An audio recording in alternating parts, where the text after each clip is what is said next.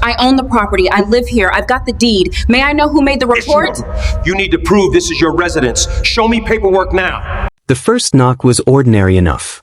A single rap against the door that might belong to a neighbor with a package. The second knock came with impatience. The third landed like a verdict. 3 hard bangs. Then a voice, not quite shouted but edged so close to it that it felt like an accusation already written. Police! Open up! Show proof of occupancy! Inside apartment 3B, the kitchen light flicked over a plate rack and the gentle slope of a child's crayon drawing on the fridge. Denise Hall's hands were in warm suds. The house smelled faintly of cumin and lime leftovers, tacos earlier on a Tuesday that had seemed, before now, ordinary and safe. Her mind was still on tenant emails, the spreadsheet on her laptop, the plumber who wouldn't return a call. She had a life of small, relentless logistics. Tonight was supposed to be the contained, manageable kind. But the knock cut through all of it. Her children moved like small animals at a sound of threatened thunder. Maya peered around the corner with wide, trusting eyes. Jordan, headphones hanging from one ear, straightened as if bracing for a sudden storm. Denise dried her hands, took a breath, and went to the door. The peephole framed a man in uniform, Officer Reeves. His face set like a line drawn with a ruler. He was broad-shouldered and close to 50, with a cropped gray buzz and a flush to his cheeks that made him look permanently irritated. He held a flashlight the way a judge holds a gavel. When she opened the door, Reeves pushed his weight into the hallway. He did not ask. He demanded. "Are you Denise Hall?" he barked. "Yes." She kept her voice small and even, because she knew the character of the night depended on whether she responded with panic or with measured control. Panic would be his opening. "You need to prove this is your residence. Show me paperwork." His tone landed with the practiced finality of someone used to being obeyed. Denise's pulse threaded up her neck, not because she had anything to hide but because she had seen this scene before in other people's lives, and she had always wondered what it would feel like when it was hers. There was a particular humiliation to being asked to prove the obvious, a slow, corrosive erosion that took no dramatic form. No shouting. No slurs. Just the implication that citizenship and belonging were conditional. "Officer, may I know who made the report?" she asked. He snorted, the sound of someone who believes the world confirms his suspicion before he has to look. "Irrelevant. You produce an ID or a lease, or we'll remove you." There it was, remove. Remove as if she were a piece of furniture to be shifted aside. Remove as if the place she'd kept safe for herself and her children, the place she paid for, the place she rented and managed, were optional. She reached for the entry drawer where she kept important papers, and the motion was enough for Reeves to bark, slowly. Hands visible. Jordan stepped in front of Maya. His face was a map of adolescent defiance and fear. "What are you doing?" he asked. "Back up," Reeves said to him without softening. The words were not an order to Jordan, they were a show of ownership over the space. The hallway tightened around that ownership. Denise thought of all the nights she'd sat at a kitchen table doing the math for repairs and taxes, the nights she had fixed a leaky sink so a tenant could sleep in peace, the nights she had signed checks with a pen that trembled only from too much coffee, not from fear. She thought of how often she had been advised, gently and not, to keep a lower profile because the world sometimes mistakes visibility for threat. She felt that old, tired familiarity again. The way people's imaginations would fill in the blank spaces with suspicion. It's private. It's quiet. It builds in the small things. Delayed eye contact, a louder voice across a room, a hand hovering at the small of a person's back as if to steer them like luggage. He was in her hallway now. That alone should have been a wrong. A formal boundary crossed. He narrowed his eyes, scanning the living room like he expected illegal shadows. Denise pulled the file out and opened it. Lease, W-9, bank statements, business registration, tenant records. She handed them to him with the slow, controlled motion of someone offering artifacts, not evidence of guilt. Reeves didn't take the folder. Instead, he swept the apartment with a look that said he had already decided the story before he checked the facts. "You keep 'em neat," he said, an observation meant to be compliment and suspicion at once. "It's my business. Denise said. I manage the property. I live here. I've got the deed. She felt the words form like a key in her mouth. Saying she owned the building seemed almost funny under the weight of his stare. It felt like naming something the world refused to believe. You own the place? The question came clipped, almost a test. Denise straightened. Behind her, the kids held their breath. Yes. Not boastful. Not defensive. Just clear. The truth in her voice made the hallway frictionless for a beat. That clean, bright moment when fact confronts prejudice and the room has to decide which to accept. Reeves blinked. For a second, his posture shifted, irritation recalibrating into a small, private unease. He took a step back as if stepping off a line. Denise reached deeper into the file and drew out a crisp document with a government seal. The deed itself, the legal merciless proof a title affords. It was heavy in her hands the way truth sometimes is, not dramatic, but inexorable. This is the deed, she said. Denise Elaine Hall. Sole owner. The hallway seemed to inhale. The children watched, faces open, astonished not by the paper but by the reversal of expectation, that the person a stranger had assumed could be ejected without question was, in fact, the landlord. The man who had barged in with certainty had to fold the certainty away like a used map. Reeves' jaw worked. He was a man trained to assume narrative. Suspect steps into frame, officer removes threat, order restored.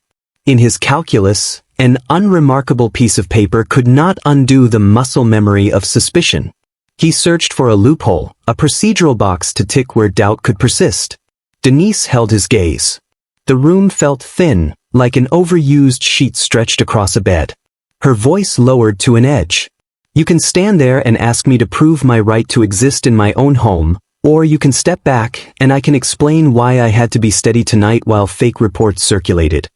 She did not say it to humiliate, she said it to pin a moral fact beneath his authority. He took a breath and opened his mouth. The syllables were getting ready to attack, to reassert his authority. But a new sound cut through, a voice down the stairwell, measured and incredulous, calling his name. Officer Reeves? The voice called. What are you doing in my building? Step away from them. Denise looked up. The figure in the stairwell was not a stranger. He was someone she had known years ago, a tenant-turned-friend, someone with a key to this place, someone who knew how the building functioned and who had always been sharp about the boundaries of the law. His presence shifted the energy again, only this time it foreshadowed a different pressure. Witnesses, neighbors, history pressuring in. For the first time that night, Denise felt something other than tension. She felt the shape of the next move forming, like a chess player sensing the opponent's hand hover. A reckoning was coming, but from which direction was still unclear. Public, legal, or both. Reeves' face was a map of recalculation. He watched the doorways as if allies might open. Denise tightened her grip on the deed. The children peered from behind her like sentinels marking the change. You can either step back and let me explain, Denise said, her voice low and sure, or you can leave and we'll call the city attorney to handle this. The words landed like a proposition. For the man who'd come expecting submission, the evening had curdled into unfamiliar territory. And then the voice from the stairwell called again, louder, closer, not a stranger, but someone whose own weight in the building would matter in the next minutes. The voice from the stairwell belonged to someone Denise recognized, not a stranger's intervention but the steady, familiar cadence of Marcus Alvarez, a tenant from 5A who'd watched over the building like a reluctant godfather. Marcus worked at the community center 2 blocks down. He organized food drives and tenant meetings and knew the property ledger like you know the back of your hand. He kept keys for people who came in late and he never liked when authority showed up at anyone's door with a judge's gavel before a conversation. Officer Reeves? Marcus called, descending the steps 2 at a time. What are you doing in my building? Reeves squinted up the stairwell as if the angle of the man's approach might hide some complicity. Marcus's build was solid, mid-30s, warm brown skin, a neat beard, and in his hand a small canvas bag with community flyers. He looked like dozens of other tenants who'd been here for years, except he had that municipal calm where he could make several people believe they could be heard. Denise felt something unspool when Marcus appeared, the hallway softened by one human presence who wasn't invested in a script of suspicion. Marcus stopped mid-stare and took in the scene in 2 decisive, quick breaths. He nodded to the kids, then to Denise, the nod saying without words, "I'm on your side." "Step away from that door," Marcus told Reeves, steady as a metronome. "You don't have a warrant." Reeves, who'd come primed for confrontation, bristled. "We got a call about unauthorized occupants. I'm doing my job." "You're in a residential building," Marcus said. "Do your job with respect. If you want to check documents, you ask. You don't invade someone's home and intimidate their kids." He kept his volume low, but the hallway gathered his words like rain. "Sir, we can all cooperate here, but you need to back up." Reeves glanced at the stairwell where a half-dozen heads now poked through doorways. A woman from 2C held a steaming mug, a middle-aged man from 4B watched with folded arms. Someone else on the landing whispered into a phone. The neighborhood's ordinary network, friends, neighbors, people who'd shared packages and dish soap, had pressed itself into a ring.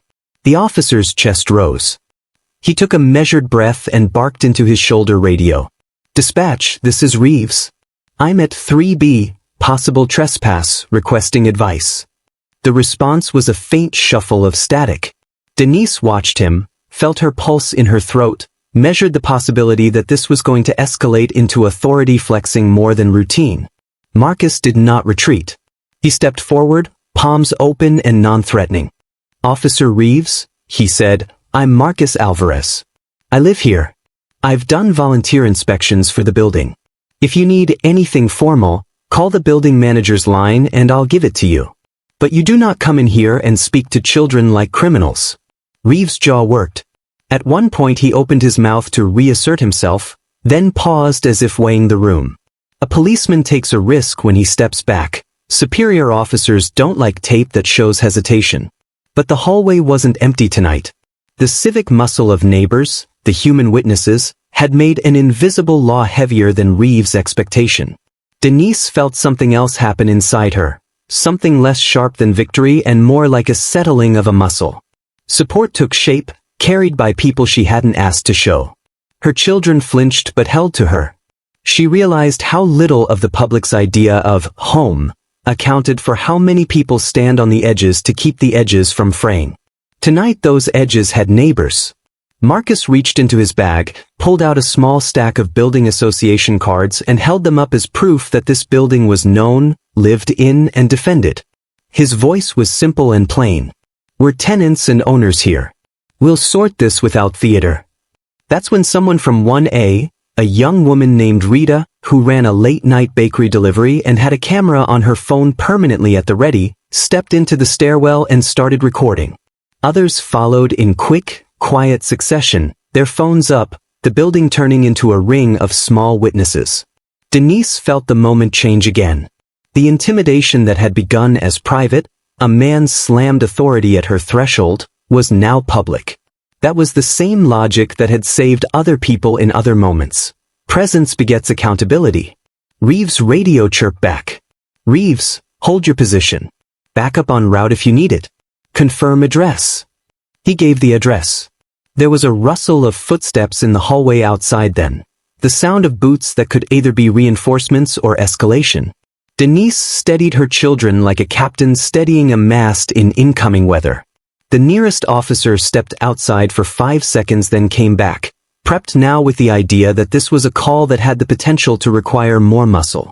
Then, something else happened, a voice soft and professional on the other end of Marcus's phone. Marcus had, the neighbors knew, built quiet ties to local advocates. He'd texted one of them as soon as he'd seen the officer. Now his phone lit up. "Marcus?" the voice asked. It was Tanya Brooks, a civil rights attorney who did pro bono work for tenants and families when landlords and law enforcement crossed lines. She worked out of a small clinic 2 neighborhoods over and had spent the summer holding tenant rights workshops in the community center. Marcus kept her number because she had helped a friend expedite an unlawful eviction months earlier. "Tanya, I've got Reeves at Denise's place. He's in the hallway telling her to show proof. He's threatening to remove them." Marcus's voice stayed flat, the way you keep your breath even when you're telling bad news. Hold. Record. Don't move their kids. I'm parking now, Tanya said. Her words were a promise that made a thing feel less exposed. They made the room feel less solitary. The first police car's engine rolled slower up the block. Someone from the staircase shouted that an ambulance and a couple of neighbors were standing by. Rita's camera kept rolling, her thumb steady. Denise felt something like gratitude flood through her. Not theatrical gratitude, but a deep, human relief that someone else had turned their attention toward the wrongness of the scene. She looked at Marcus, then at her son and daughter. Stay close to me, she told them. Do what we practiced. Stay calm, keep your voices down, don't answer questions without me. Jordan squeezed her hand. Maya climbed onto the chair and tucked her feet up under her. Their faces were smaller than they'd been an hour before. An awareness had been carved into them. Childhood had been partially interrupted, but the interruption was also a lesson. Sometimes the adults around you rise.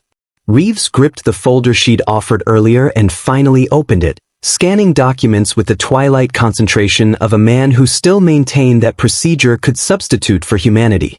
His eyes flicked to the deed. He made a small, dismissive noise. Whether that was skepticism or an attempt to mask his recalculation, Denise couldn't tell. At that moment, automatic sympathy loosened in the stairwell.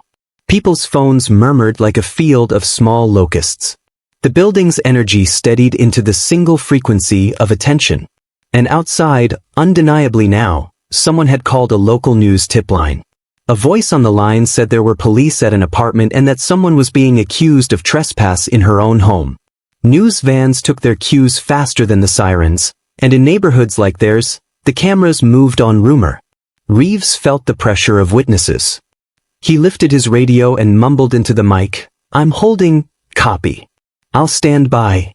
You don't get to be the judge of a home, officer, Marcus said. Not tonight. Not here. The officer's mouth twitched. He could have walked away. He didn't. Instead, he tucked his hand into his belt like a man reflexively reaching for the shape of power. The action made several people in the stairwell tense. That's when Marcus did something small and decisive. He called the building's legal liaison on his other line. Denise watched as Marcus's jaw set like a hinge. He negotiated a cadence on the phone, his voice soft but sharp. Tanya's on the way, he said into the handset, then to the group. We keep this recorded. We keep it calm. We keep them visible. Minutes stretched. In that interval, Denise thought about the deed in her hand, the inked signature, the legal pulse that defined property and ownership in language most people would accept. Ownership, she'd learned, is a legal tool. It translates into authority on paper. But authority in the street is another thing entirely. It requires witnesses, neighbors, the kind of public collectedness that could make a man like Reeves think twice. By the time tires skidded and a black sedan, not a police cruiser, pulled up across the street, the hallway was full of people who would have otherwise been strangers. They were an ad hoc chorus of recognition and, for Denise, an armature of something beyond legalese. Community. Someone pushed open the building door and called up the stairwell. We've got someone here from the tenant association and a lawyer's on the way. Reeves' radio crackled again, and his voice tightened. Backup's here. And then, like thunder from a different sky, a car door slammed and a figure in a smart navy coat stepped onto the sidewalk across from the entrance, phone still to her ear. She looked toward the building with a professional composure that told Denise nothing and everything. Marcus lifted his phone, the screen flashing Tanya's name. He breathed once and said, loud enough for the stairwell to hear, when she gets here, we do this legally. We do not give them a pretext. Denise clutched the deed. Her children watched. Marcus's neighbors watched. Reeves watched. A pair of blue lights cast the hallway in cold stripes as another cruiser arrived, and a camera on a tripod steadied across the street. Voices layered, some anxious, some furious, some practical. Call the press. Record everything. Get names. Denise's throat was dry, but it wasn't only fear. She felt something sharpening into resolve. Ownership on paper had landed her in a hallway facing a man determined to make her prove what was hers. But the night had already shifted. The building had become a small theater of accountability, and the actors were neighbors who refused to be extras. The sedan's driver killed the engine. The woman across the street clicked her phone shut and looked up the steps, towards the door, towards Denise, towards Reeves. She walked toward the building in measured steps. Denise felt all the air in the hallway focus on that approach. Whatever came next would not be just about procedure. It would be about visibility. And now, for the first time since the knock, she did not have to stand alone. She straightened the deed like armor in her hands, and as the woman in the navy coat climbed the steps toward the entrance, Denise mouthed a single, private word to her children, "Be still." At the top of those steps, the woman paused and said something that cut through the murmurs. A single sentence that would change the night's direction and force a public accounting. But the words landed just out of Denise's hearing, and the sound of them folded the air like a page turning. What she heard instead was the city siren in the distance and the single breath before an entire block leaned forward to see which way justice would fall. The woman in the navy coat paused at the entrance of the building like she'd stepped onto a stage she already understood. The hallway's murmurs folded into silence as she ascended the stairs, her heels tapping against the concrete in measured, authoritative beats. Her name was Tanya Brooks, civil rights attorney, tenant advocate, and, in moments like this, the difference between chaos and accountability. She moved with the calm precision of someone used to entering rooms where she wasn't welcome, yet always necessary. Her gaze fell on Officer Reeves first, not in fear, not in confrontation, but in assessment. Then she spoke the sentence that shifted the night. "Officer Reeves, step away from this family. You're operating outside protocol, and you're being recorded." Reeves froze. The hallway froze with him. It wasn't just the words, though they were surgical. It was the tone, quiet, unyielding, and dipped in legal certainty. Denise felt something in her chest uncoil as Tanya approached, placing herself gently but firmly between Reeves and the doorway of 3B. "Everyone stay calm," Tanya instructed. "No sudden movements. We let the law handle the law." Marcus let out the breath he'd been holding. Rita, phone still raised, whispered, "Oh, this is about to get real." Another officer, younger, unsure, stepped into the hallway behind Reeves. He glanced at Tanya, then at the phone's recording in every direction. His posture softened immediately. "Reeves," he murmured under his breath, "we should maybe step back." But Reeves wasn't built for retreat. His face tightened, redness blooming across his cheeks. Pride clawed at his throat. "This is an investigation," he snapped. "I have a call about trespassers. I'm doing my job." Tanya's eyes narrowed with surgical precision. "Sir, you entered this hallway without a warrant, demanded proof of residency without probable cause, barked orders at a minor, and threatened an unlawful eviction." Her voice didn't rise, it sharpened. "You don't get to say you're doing your job when what you're doing is violating your department's policy." A ripple of agreement moved through the gathered tenants. Reeves opened his mouth to argue, but Tanya continued, her tone even colder. "And before you claim you're following protocol, I've already notified the precinct supervisor. He's on his way." Reeves stiffened. That hit him square. Denise watched all this with a swirl of emotions, relief, anger, exhaustion, and the surreal realization of how close she'd come to being removed from her own property like a trespasser in the night. Tanya turned to her next. "Ms. Hall," she said warmly, "are you all right?" "Yes." Denise managed a small nod. "Just tired." Tanya softened. "You shouldn't have had to handle this alone." Jordan moved behind his mother, his voice small but steady. "She didn't. We were here too."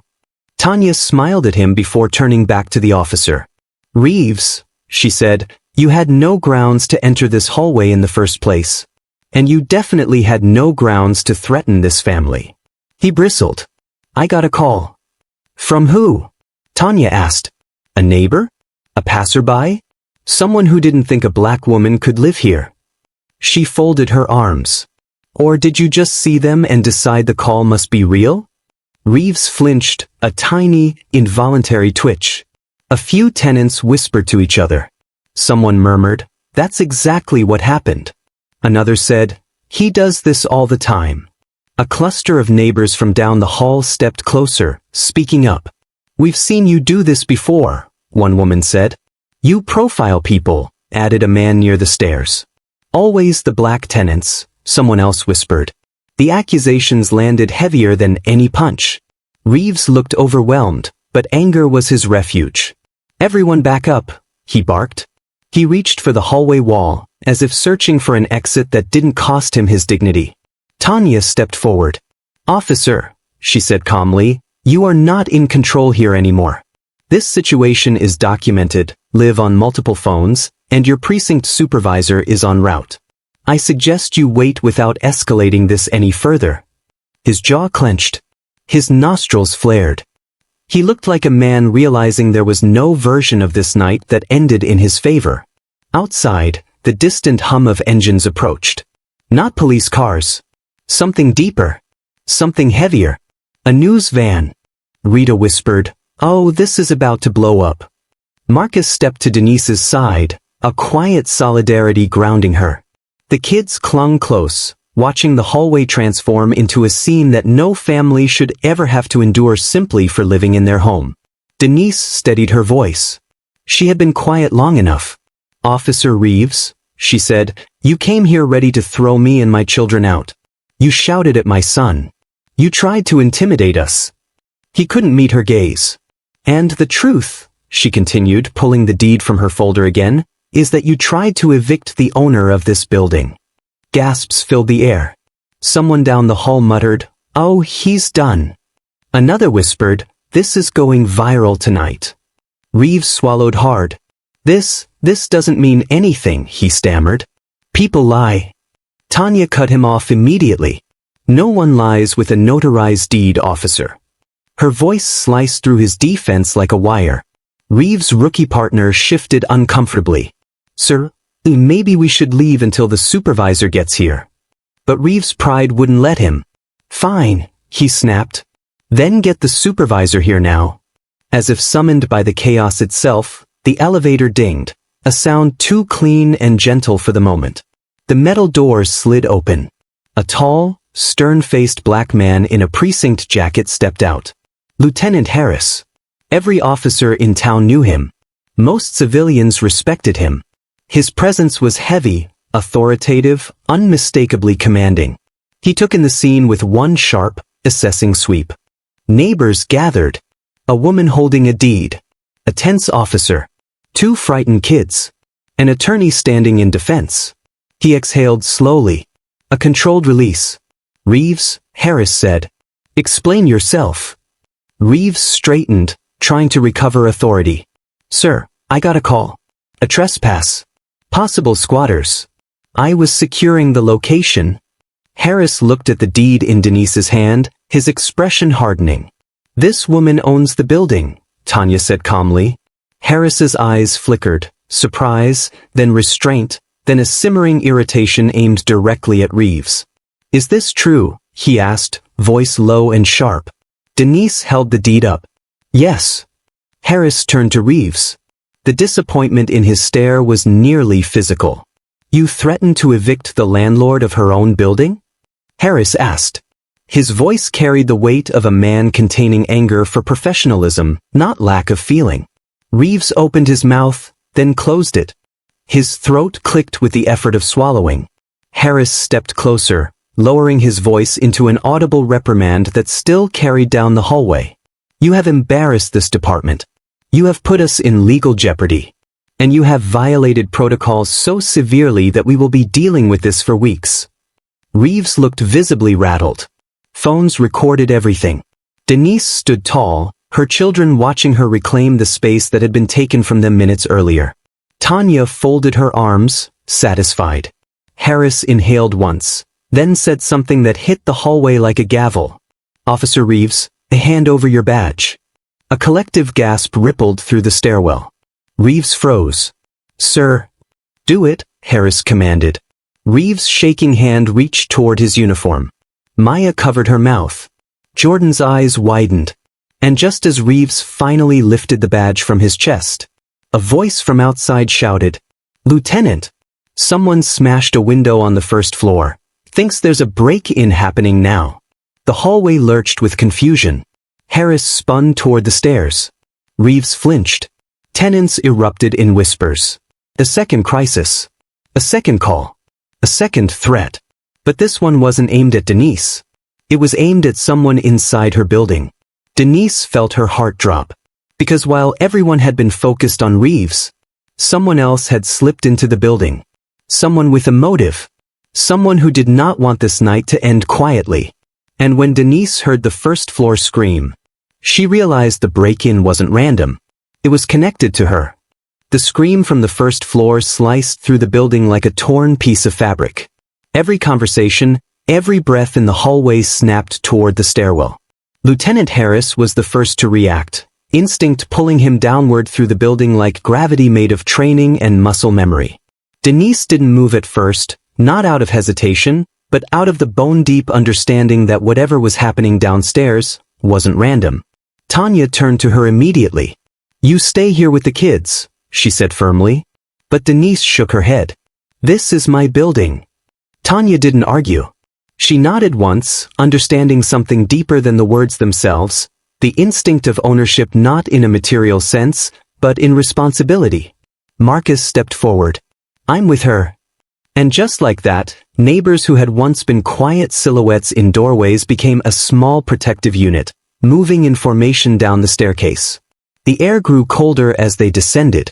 Not literally, the heat still hummed through the vents, but emotionally, like the entire building was bracing. At the landing between the second and first floors, Denise noticed something immediately. The hallway window was shattered inward. Glass fanned across the floor like small, glittering pieces of a threat. "Everyone stay back," Harris ordered as he reached the bottom. His flashlight beam swept across the hall until it landed on the source of the scream. It was the elderly tenant from 1A, Mrs. Crowley, trembling in her doorway, her hand clutching her chest. There was a man," she stuttered. He ran down the hall. He came from Denise's storage room. Denise's heart dropped. "My storage room?" she whispered. The implication hit before the others understood. Tanya's voice sharpened. "What's inside that room?" "Files," Denise answered slowly. "Paperwork. Lease copies. Maintenance logs. Everything that tracks this building's operations." Marcus's eyebrows nodded. "You keep the financials there too?" A hollow dread curled inside her.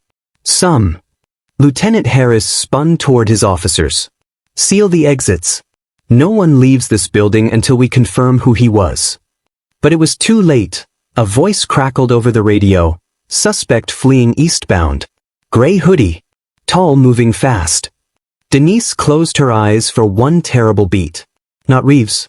Not a random break-in. Someone wanted something. Someone who had a reason to fear her authority. Someone who might lose everything if she kept this building exactly the way she ran it. Fair tenant practices, affordable rent, repairs handled on time, and no tolerance for predatory landlords. Her breath hitched. Recognition slammed into her chest like a door. "Wait," Denise whispered. "I think I know who it is." Everyone turned to her. She opened her eyes, voice barely steady. "He's not a stranger. He's a former owner's son. The man who used to run this place before I bought it." Marcus's jaw dropped. "The guy who tried to stop the sale? The one who said this building should stay in the right hands?" Denise nodded slowly. Harris stiffened. "What was his name?" "Owen Mercer," Denise said. "But he wasn't supposed to be anywhere near this place. I have a legal injunction. He can't step foot on the property without violating a court order." Tanya swore under her breath. He must have called Reeves with the fake tip. If he convinced an officer he saw a trespass, the police would do the dirty work for him. Harris clenched his jaw. Reeves was acting on a biased tip from a man with a restraining order. The hallway fell into stunned silence. Denise's heart hammered. "He wanted Reeves to get me out of the building so he could get into that storage room. He's been trying to find a loophole in the sale for years." Marcus' face reddened with anger. "He wanted evidence to take the place back from you." "He wanted anything," Denise whispered. "A missing document. A compromised lease. Something he could twist against me." Tanya turned to Harris, voice tight and shaking with the force of justice barely restrained. You need to arrest Reeves and Mercer, she said. Tonight. Harris nodded, slow, solemn. I intend to. He directed 2 officers to escort Reeves to the lobby, where his badge, half unclipped, half dangling, stared back like a symbol of a crumbling facade. Reeves looked around in shock, like the building he thought he controlled had turned against him. He opened his mouth to protest, but Harris shut him down with a single command. Not another word. Denise watched Reeves' shoulders fall. For the first time, he looked small. And when the officers led him through the hallway, Tenant stepped aside not out of fear, but to make a lane for accountability.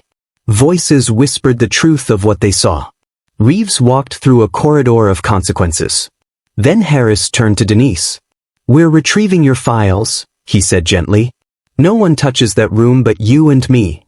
When they reached the storage room door, Denise's hands shook as she unlocked it. Inside, drawers were yanked open. Papers scattered. A desk lamp knocked to the ground. A mess made in desperation. But the most important binder, the one with the final sale contract, sat untouched. Mercer hadn't gotten that far. Relief washed over Denise in a trembling wave. As Harris helped gather the scattered files, a voice from outside called out, We've got him. Suspect in custody. The hallway erupted in murmurs. Someone from 4B clapped. Another whispered, Good. Justice wasn't just being restored, it was happening in real time. Minutes later, officers brought Mercer through the front entrance in handcuffs. His gray hoodie was torn, and his face was red with anger. The moment he saw Denise, he spit out, This building isn't yours. But Harris stepped in front of her. Yes, Harris said slowly, it is. And breaking in, filing a false police report, and violating a court injunction is going to make sure it stays that way. Mercer's face twisted with a rage he could no longer hide. He had no power left. No leverage. No audience willing to pretend he was right. For the first time all night, Denise allowed herself to breathe. Tanya stepped to her side. You did everything right, she said softly. You stayed calm. You protected your kids. You stood in your truth. Denise's eyes burned, not from fear, but from the overwhelming strength that rises after surviving something that wanted to break you. The tenants gathered. Some touched her shoulder. Some hugged her kids. Some simply nodded in solidarity. Real, human community. Not on paper. Not in policy. But in presence. Marcus whispered, You held your ground. Literally. And Denise realized something she had known, but never fully felt, until now. Power isn't always loud. Sometimes it's a deed in a drawer. Sometimes it's neighbors on the stairs. Sometimes it's a mother standing in front of her children, saying, You don't get to take our home. As Mercer and Reeves were taken away into separate cars, Harris gave her a slow, respectful nod. You should be proud, he said. Denise held her children close. I am, she whispered. And I'm tired. Tanya laughed softly. You just survived a coup attempt on your own building. You're allowed to be tired. The neighbors chuckled, soft relief after a hard night. And as the last police car pulled away, Denise stood under the streetlight, its glow casting a warm circle around her and her children. This was home. And tonight proved exactly why she fought so hard to keep it. If you felt the weight of this story, even for a second, join us. Like the video, speak your experience in the comments, and subscribe so this community can keep growing stronger. Together, we amplify stories that shouldn't be ignored, and we make sure no one has to face moments like this in silence. If you felt the weight of this story, even for a second, join us. Like the video, speak your experience in the comments, and subscribe so this community can keep growing stronger.